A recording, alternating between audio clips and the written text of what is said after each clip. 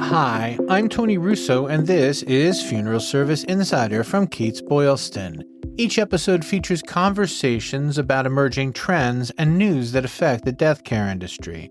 We talk to people who understand the delicate balance of change in a profession and vocation steeped in tradition.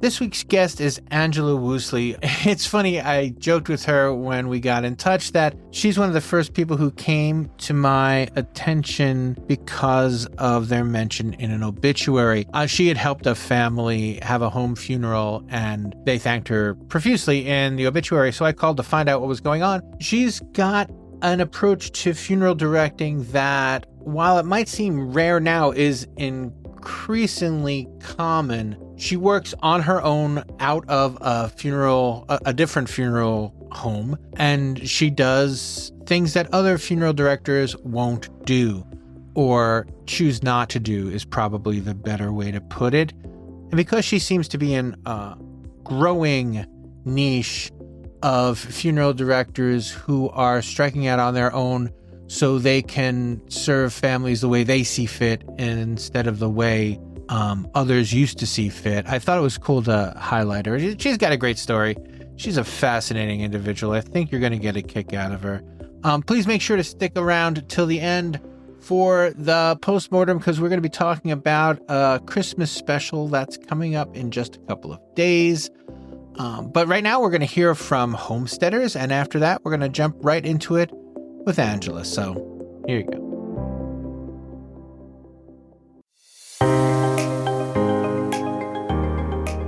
Are you ready to take your funeral home business to the next level?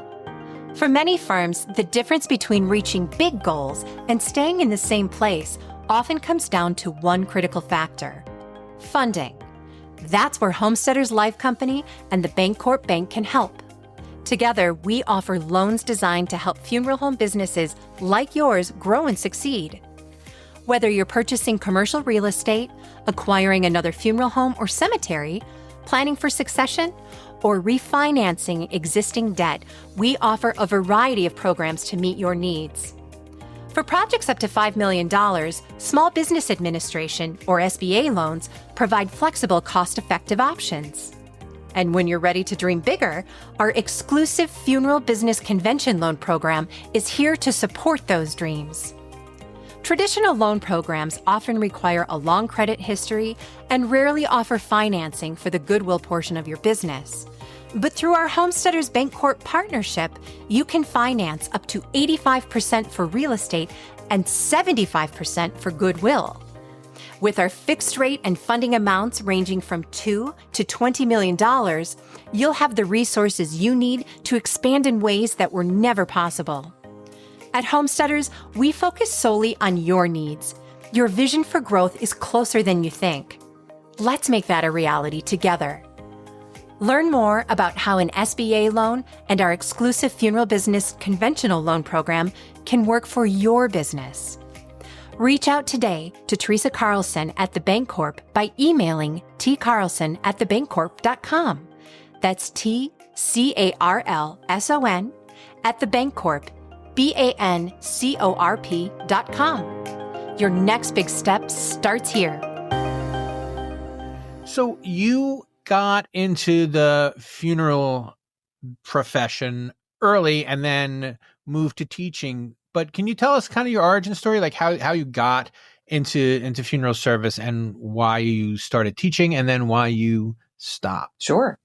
Well, the shortest answer about why I'm a mortician is that when I was growing up, my mom was an RN and my dad was a Lutheran pastor. And if you cross your eyes and squint, that's a mortician. I always appreciated my mom's clinical skill set that was portable and involved compassion and caring.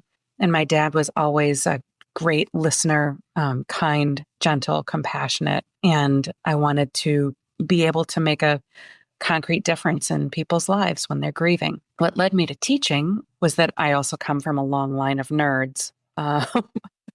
And simply, I wanted to be able to share my values and passion with a generation of students who could continue to fuel their passion and care for families in a way. I wanted to be able to empower them to follow their values throughout their careers. What led me to leave teaching?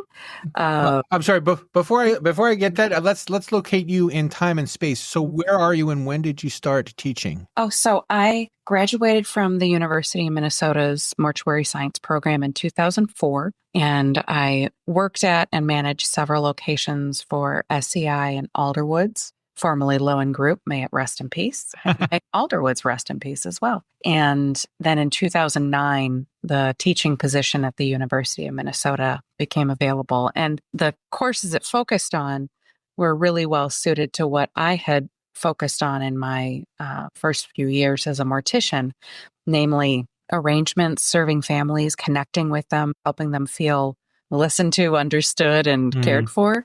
Right. And also, I'm grateful that the time with SCI developed my ability to look at financials and think critically about the business aspects of the work. So those are the courses that I taught at the U. I taught organization and management of funeral business, marketing and merchandising, and then I developed a 2-semester writing intensive arrangements course that was one of the first to include role play in a funeral-like lab setting where students would make complete arrangements from start to finish, and everyone who was observing that arrangement would write and develop an obituary notice for the person. And that, I think, really helped them key into life stories and how important legacy work really is in funeral service. It must have been at least a little intimidating applying for a professor job, a teaching job. I would expect, only because like I see them occasionally for, we need a writing instructor, and I know it's not something I'd be good at. I'd be like, well, you just sit down and then you write and then you're done. Any questions? So how did you kind of prepare yourself for this? It's a new career. I mean, it's not, it's adjacent, but it's new. Well, honestly, I have my brother to thank for that. I saw that the position was available and I thought, well, I don't have the experience, the skills, what they're looking for. I'd love to do this, but I'm sure they want someone who's much later in their careers. And my brother said, well, you won't know unless you try. You've got to throw your hat in the ring. And through the interview process, it became apparent that Dr. Michael LeBrant, the head of the program, was more interested in someone who was passionate and intelligent and capable of sharing that passion with students. And that position also afforded me the opportunity to learn a great deal at trade conventions and seminars and workshops throughout that decade that I taught.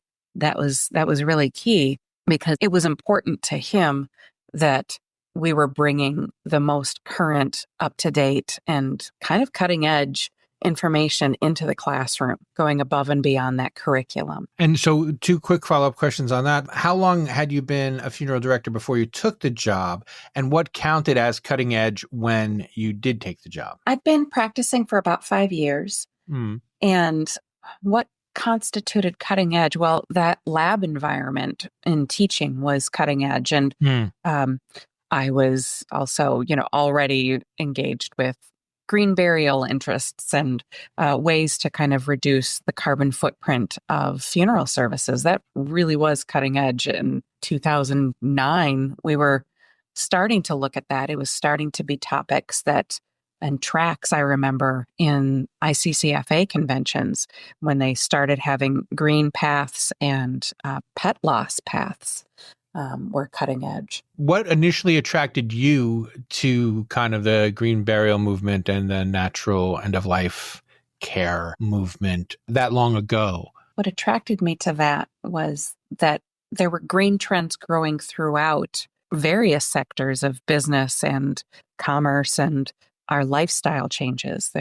We were in the thick of recycling. We were talking about climate change and seeing the effects of climate change already at that time. And there were just a lot of things that personally were difficult for me to relate to or justify. And a lot of that is really individual, right? So every individual person has different needs for their grief and values and desires for their funeral. But it was always really hard for me to talk about anything above a simple concrete vault.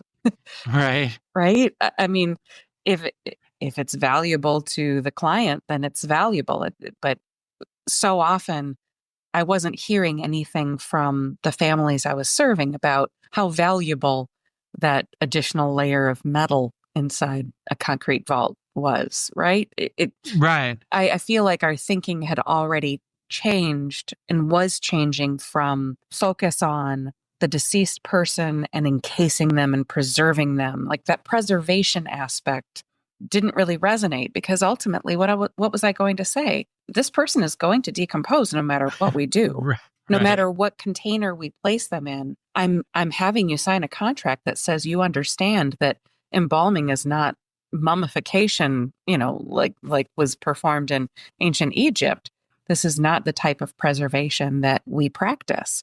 And so I think that having just more simple conversations with clients and hearing what was valuable to them and then finding solutions that met those needs based on what I was hearing was the most important way I thought to make funeral arrangements. And what I was hearing was not, ooh, we really want this mahogany casket in this expensive lined outer barrel container. And absolutely, I love embalming. I love seeing embalmed people. They look so natural and lifelike, and certainly not like a mannequin. Right. And so all of that kind of just gelled across the decade that I taught. And the more workshops I attended and the more I learned about available practices and the Green Burial Council and Passages International and the wide availability of alternate paths. And also the year that I started teaching at the U, Minnesota had just recently legalized water cremation as a state. We were the first in the union to do that. I'm very proud of that. And so these were things that were normal. Water cremation was extremely cutting edge in 2009. And it just made sense to me. And people would say, oh, you're just flushing grandma down the drain. I'm like, well, what are you doing with cremation? Right. I mean, the philosophy that I developed over teaching that for that decade was everything we do with the dead, when you think about it too hard, is really unpleasant. Everything. And so whatever we find for that particular family or person or client that resonates and feels good for them, for that person, that's what we should be doing.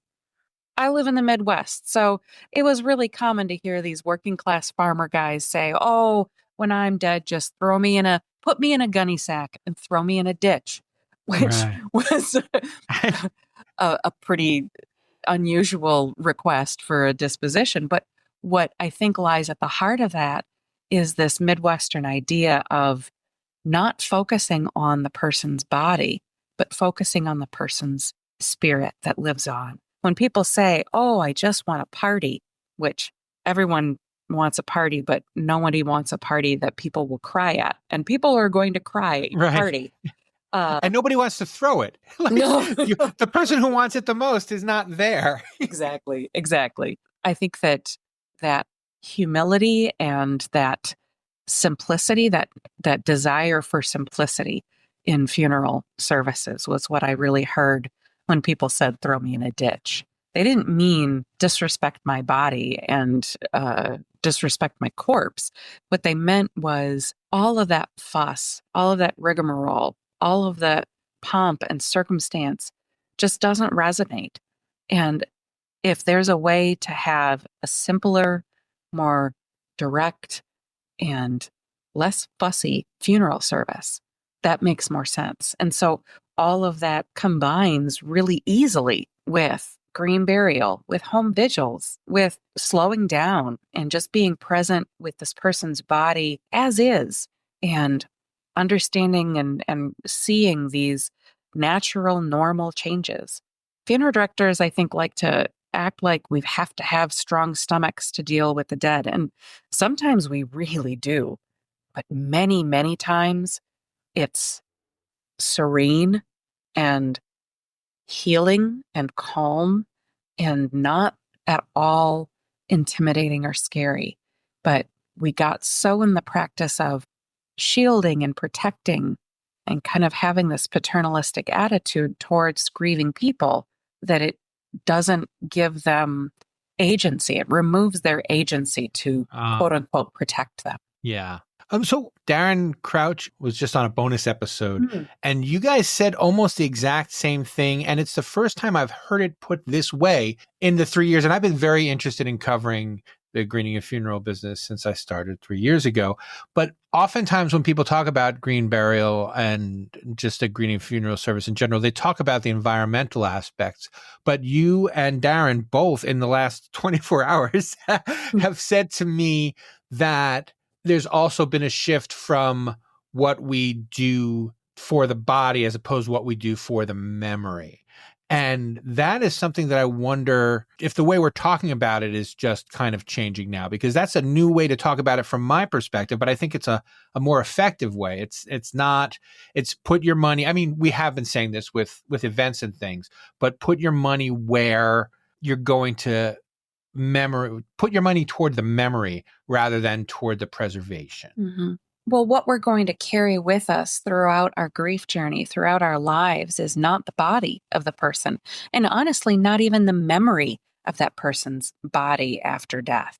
Right. We have lots of opportunities to create good, positive, healing memories around that space, but they don't have to involve embalming. They don't have to involve all these trappings. And what truly matters about that person is not that they became a beautiful corpse, but that they lived a beautiful life and made an important imprint on other people's lives. I mean, that kind of comes from this celebration of life movement that also was rising in the early 2000s, that fewer people wanted a funeral and they wanted a party, and that ended up translating into the celebration of life mentality. And the celebration of life mentality is entirely focused on that unique person, their impact, their legacy, and how we will carry them with us throughout our lives. And I think that shift is something really beautiful that came out of the decline in church membership or faith alignment, right? That fewer people are identifying as religious. More people are identifying as spiritual. That's what I hear over and over and over again. Well, we're more spiritual than religious. And religion became associated with these trappings of pomp and circumstance and ritual and mass and things like that. And once you take that away, if they're not identifying with that and they're looking towards having a celebration of life, what that means is that it needs to be more unique to the individual and not just fancy corners on the casket that have fish because he was fishing, right? That it goes much deeper than that. A person's unique life story is much more than one or two elements. Hey folks, I want to take a second to talk to you about Funeral Service Insider, the newsletter. We are ending 2024 with a big subscription push because we're really proud of the work we're doing and we want more of you to be able to see it. So if you're enjoying this podcast, if you're a podcast listener, I promise you're going to enjoy Funeral Service Insider, the newsletter. So as we bring 2024 to a close, we are offering Funeral Service Insider for $99 for the year. That is $246 off the regular cover price. What makes Funeral Service Insider such a premium product is the fact that we do independent, originally reported news every week. We're out there looking for things that you won't hear about elsewhere or you're unlikely to hear about elsewhere. And if it's something that's going on in the news, we try to find a different angle on it altogether. Every week, we work to make sure that we're delivering what you're paying a premium for. Plus, to round out your reading for the month, you can subscribe to American Funeral Director, the premier magazine of the industry, for just $12. That is $1 an issue. Same thing with American Cemetery and Cremation, which is undergoing a renaissance and is worth reading cover to cover every month for $12 per month. That's $1 an issue for the two premium magazines. It is $99, which is like a little less than $2 an issue for Funeral Service Insider. We at Kates-Boylston work every day to make each publication worth your time and effort, and we appreciate the support that you already give us. So once again, visit katesboylston.com/holiday or go to the show notes where you can find a link and subscribe to any or all of our funeral industry publications. All right, let's get back into it. You didn't just, go back into working at a funeral home when you left. I mean, kind of you did. but when you left academia, you pursued something that I'm seeing is more and more common, where people are setting up like an independent operators so that they can do what they want for families. Can you talk a little bit about how you make your living now and how you decided to do it that way? Well, my business, it's a micro funeral establishment. Yeah. It's me. I have an independent insurance agent who assists me with the pre-need side. I have a sympathetic funeral director who supports me when I'm unavailable. But ultimately, yeah, it's a one person shop, and I focus on helping families have the service that they want. And often I'm the one saying yes when other funeral homes say no. I'm happy to accommodate different cultural requests, but I'm also happy to accommodate individual or unique requests. And often that comes down to saying yes to helping people organize a 3-day home vigil where they are bathing, dressing, and caring for their loved one and having a wake at home for 1 or more days. Often it's meeting a family where they're at in terms of having an overnight wake and prayers by a spiritual leader the next day, and then traveling to a reservation to have burial in their own specific ways. To me, it's not weird to request to fill in the entire grave space because that's what they've always done, right? It's similar to what many funeral homes do in their communities, but to me, it's most important that they understand the variety of options that are available to them and how I can make that happen for them, really out of the box to, deaden a pun. Can you actually tell me the story of the first time that you served a Native family? Because I thought that was a great story to hear. First time I served a Native family, a woman had just lost her 13-year-old daughter who died from an accidental overdose. And she was turned away by several funeral homes who normally and traditionally do serve Native community members because she didn't want her daughter carried in a hearse. She wanted her daughter laid out in state. She envisioned her being on a bed rather than in a casket. She wanted many different things that the funeral homes that she spoke with just weren't able to accommodate. So her friend was searching online for a horse-drawn carriage, which was an idea that the mom had floated. And somehow the Google algorithm spat out my name. And she called and she said, I don't know that you do this, but we're looking for a horse-drawn carriage. And I explained that I don't generally offer that, but we can find out what would work. And so much of it came down to, we want to care for her. I've got a friend who's going to make her casket. We want another friend to carry her to the crematory in their truck. I don't want her in a hearse. I was like, okay. And I just kept saying, okay, because these things were legal and possible and relatively easy accommodate. Right. And so she was embalmed. She was also a Indigenous dancer. And so her dance instructor came and was part of her cedar bath and dressing her in her dance regalia. And after the casket was made, we placed her in that casket. And then we brought her to a community center. We took her out of her casket and placed her on a mattress and box spring that family had gotten together. They brought red velvet ropes to separate her from grievers because her mom didn't want people to cry on her. That's very unlucky. And it was just the way that she wanted. And then we put her back in her casket, and everyone carried that casket out to a pickup truck adorned with flags that were important to them.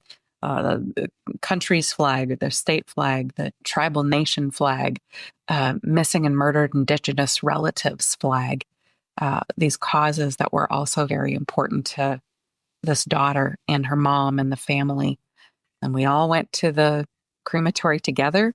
It was just a very, very community involved and community led event that was just what mom wanted. I hear the phrase, I have heard the phrase too many times, meeting families where they're at. It's one I try not to use in writing because I think it's had its day.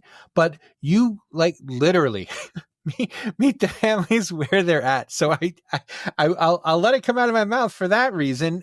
Because you'll go for the arrangement conference too. You don't just go to pick up the decedent. If they want to have an arrangement conference, they can either come to your office or you can go there. And that just captured my imagination in a way that I don't know why it hadn't occurred to me before. I don't know why you're the first person in 3 years that I've ever spoken with who does that. I'm sure you're not the only person, but can you talk a little bit about it? Because you really have to shake off so much to be able to start to say yes, where your gut reaction is no, because that's not the way it's. We've been over this before as a kind of a community, but to see you break it wide open like that was really impressive. And so I wanted to ask you about that, like getting started as a single operator, working out of a friend's funeral home, an associate's funeral home, the decision to really just go in on that whole meet them where they're at phrase.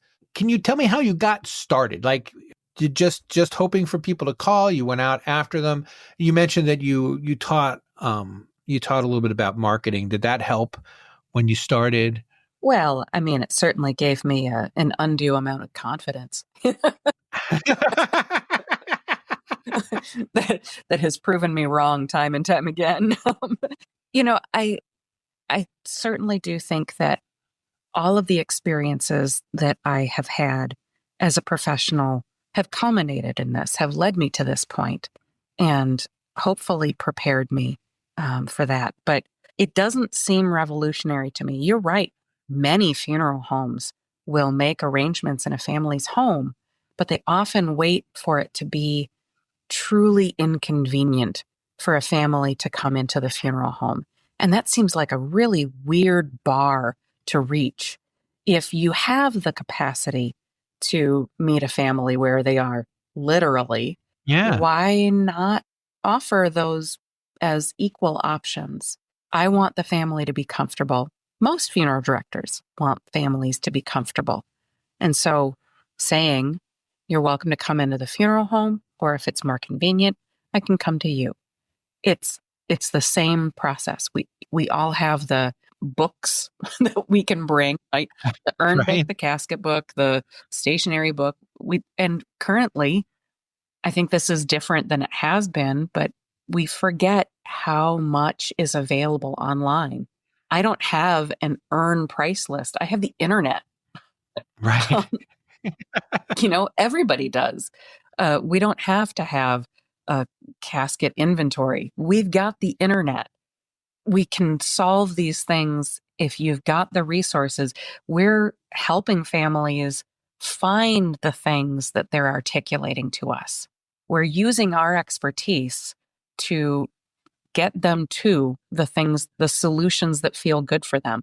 Like, I'm sure you also hear a lot, I want to be a tree, right? Right. And and that manifests for consumers in many different ways.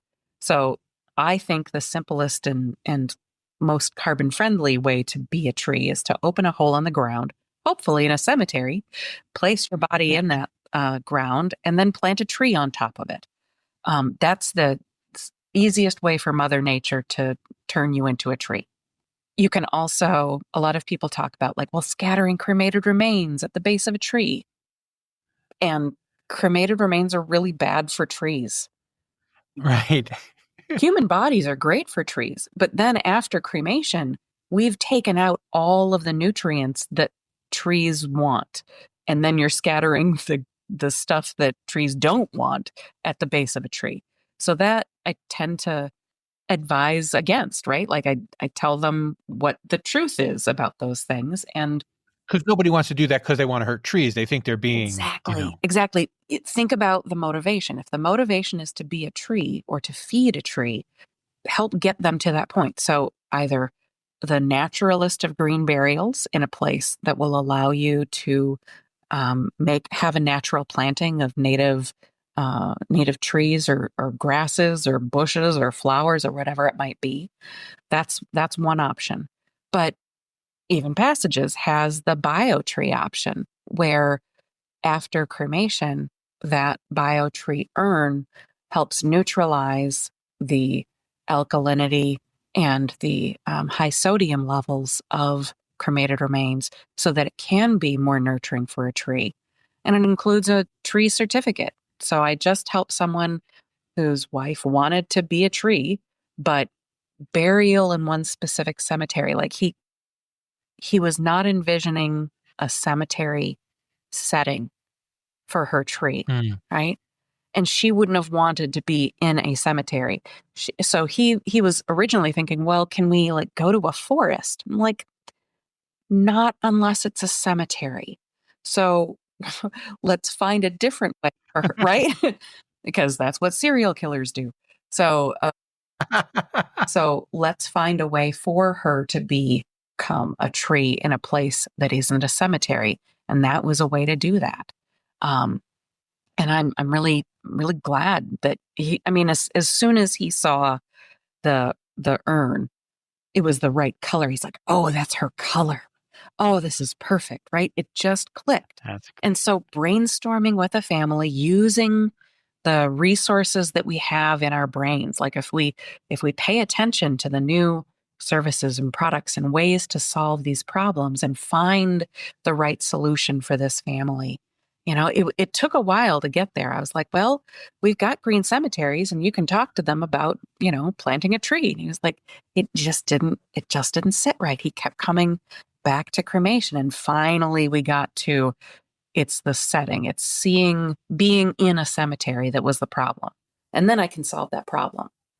And we could do this for another hour, but I would get in trouble because we're kind of up against it here. So let me ask you: is there something that I should have asked and I didn't? Is there something that you really wanted to say and I didn't give you the chance? Thank you for that question. I think that if it's advice for funeral directors on literally meeting people where they are and not in a cliched way, being open to many different ways of being with the dead, I think is really helpful, and not shielding or protecting grievers. We're not doing them any favors when we think that we're protecting them. What we're doing is we're separating them from their dead. And it's important to me that we treat them as the family's dead and not ours. We have a tendency to act like we own dead people.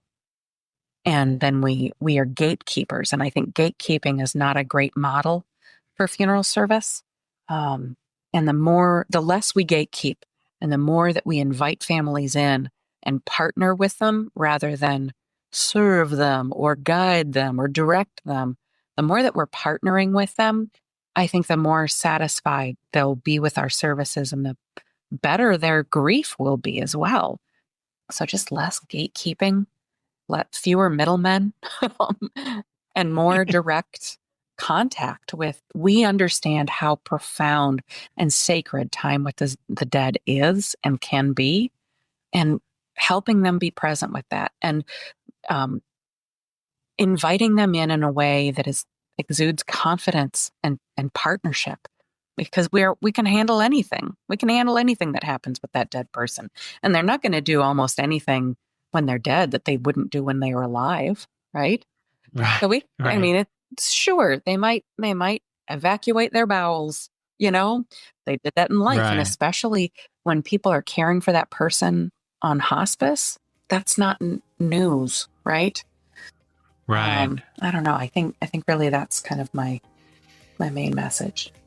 Thank you so much for your time and for sharing all of your stories with me.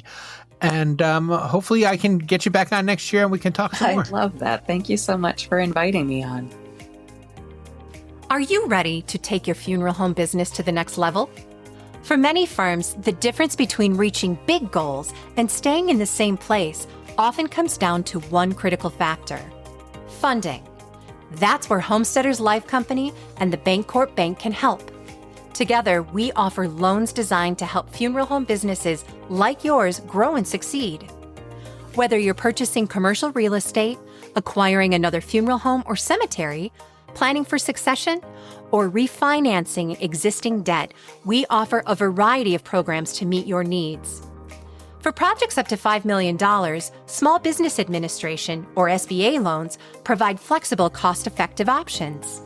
And when you're ready to dream bigger, our exclusive Funeral Business Convention Loan Program is here to support those dreams. Traditional loan programs often require a long credit history and rarely offer financing for the goodwill portion of your business. But through our Homesteaders Bancorp partnership, you can finance up to 85% for real estate and 75% for goodwill. With our fixed rate and funding amounts ranging from $2 to $20 million, you'll have the resources you need to expand in ways that were never possible. At Homesteaders, we focus solely on your needs. Your vision for growth is closer than you think. Let's make that a reality together. Learn more about how an SBA loan and our exclusive Funeral Business Conventional Loan Program can work for your business. Reach out today to Teresa Carlson at The Bancorp by emailing tcarlson@thebancorp.com. That's TCARLSON at The Bancorp, BANCORP.com. Your next big step starts here.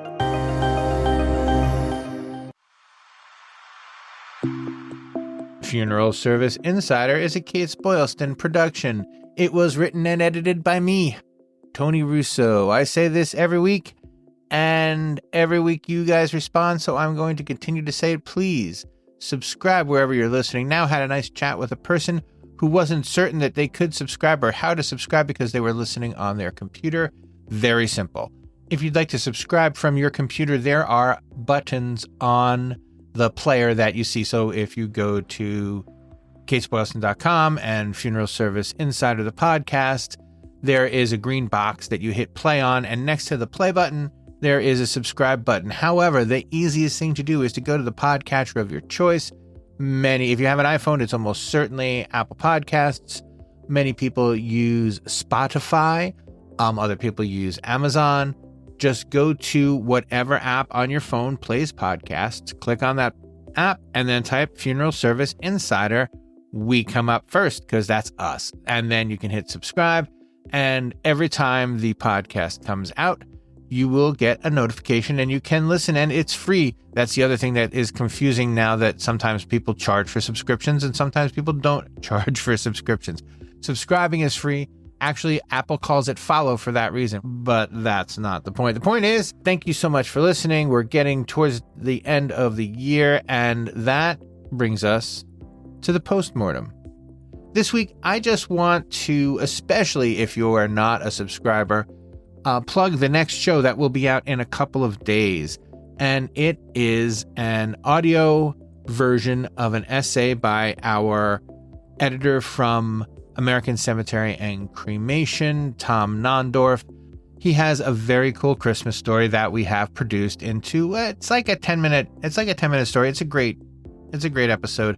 It will be out Wednesday if you're listening to this when it comes out. Otherwise, it came out at the end of December in 2024, and you should definitely look it up. I'll say it on that show, but I also want to say it here. If you have a Christmas story that you would like to share with us, reach out to me. You can email me at arusso, that's A like Apple, RUSSO, at kbpublications.com. That email is in the show notes. You can get me there. And let me know your Christmas story. I think it would be cool to start collecting them to play at the holidays. So if you'd like to participate in that, reach out to me and we will get that taken care of. And that is all for this week on Funeral Service Insider, the podcast.